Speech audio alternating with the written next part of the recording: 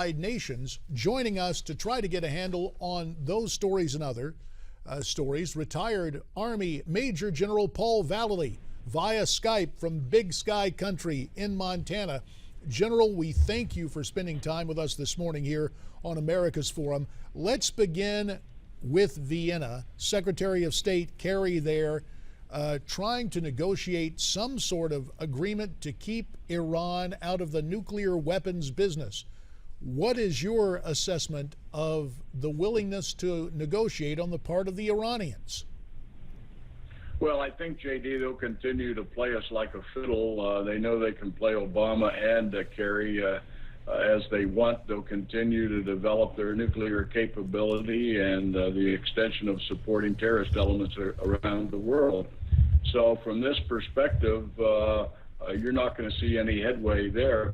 Somebody needs to go in that can really negotiate with the Iranians, and unfortunately right now it's not the Americans because they have no confidence they can deal with us.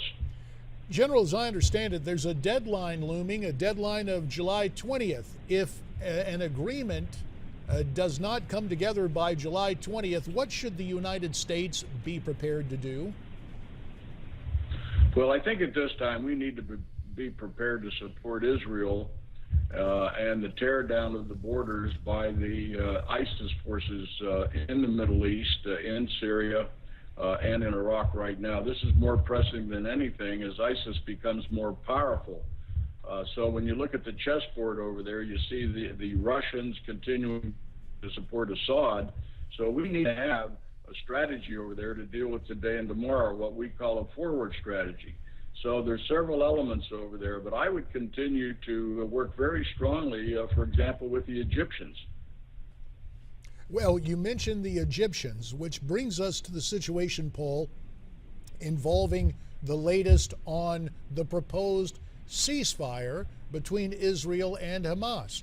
Tell us about the Egyptian gambit in this, the Egyptian initiative that's afoot. Well, I'm very excited to hear that news. You know, I've met with General el-Sisi, President el-Sisi, now twice in the last 12 months, and the senior people in the Egyptian government, and I have a lot of confidence in them. Now, you've got to realize in that chessboard over there, Egypt has the responsibility of the Sinai and the Gaza southern border, as well as the southern border of Israel. So they're guarding the flanks down there, and they've been tearing down and tearing up those caves between Gaza and the Sinai. So I'm excited to see President el-Sisi stepping in, trying to at least negotiate something.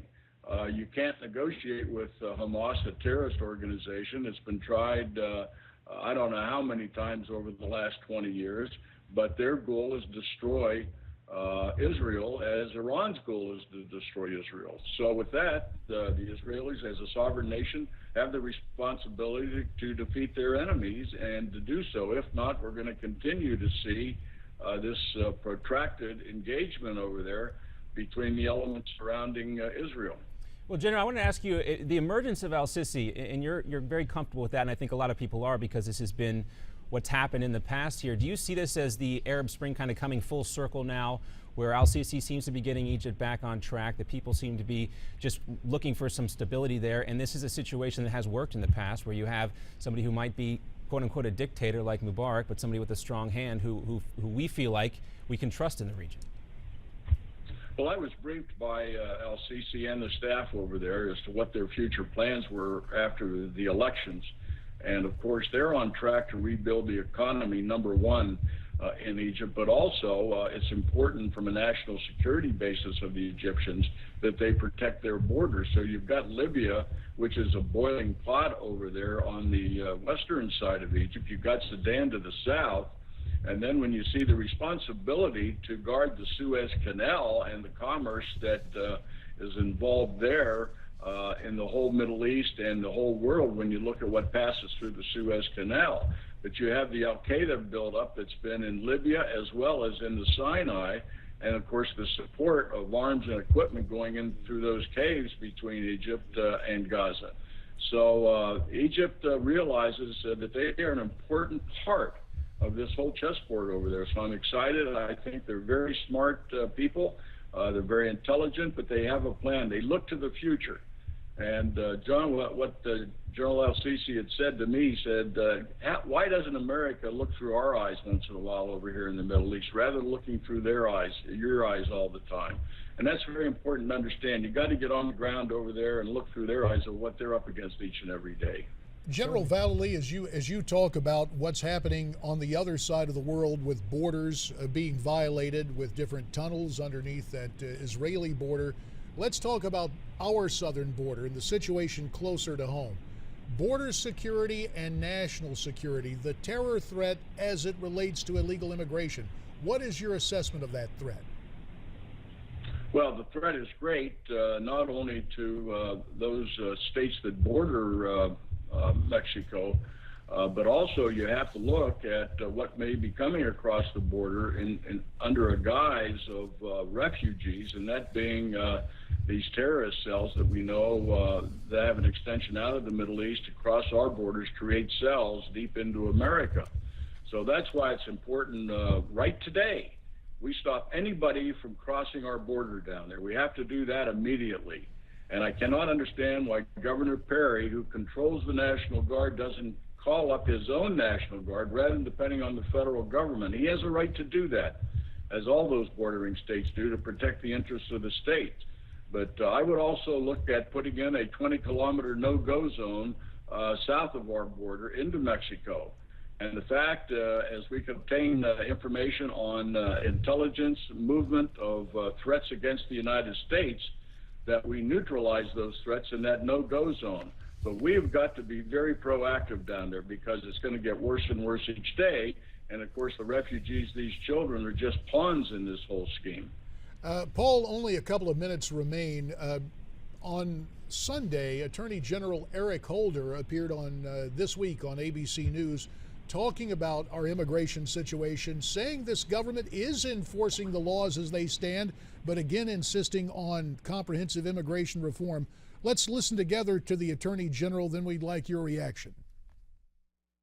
Yes, the immigration laws are being enforced, though we are faced with an extraordinary situation where thousands of people, young people especially, are fleeing Central America for economic reasons, to get away from really endemic violence in their countries. Our immigration laws are broken. It's why we need comprehensive immigration reform. What is your reaction, Paul Vallely, to what Attorney General Holder had to say this weekend? I think it's another lie by the administration. I think it's deception again, manipulating the situation. The laws are on the book. They're very clear. We don't need immigration reform. We need to enforce the laws of the United States and enforce those that will come in legally into our country and stop all entries. We have to realize also, and Eric Holder should understand that, it's not only the southern borders, JD, but our borders are at our airports. The borders are at the seaports. So the enemy and threats to the United States will come in through those. So again, they're using the refugees as a pawn down there, really to create an open border strategy that the Obama administration wants to see happen.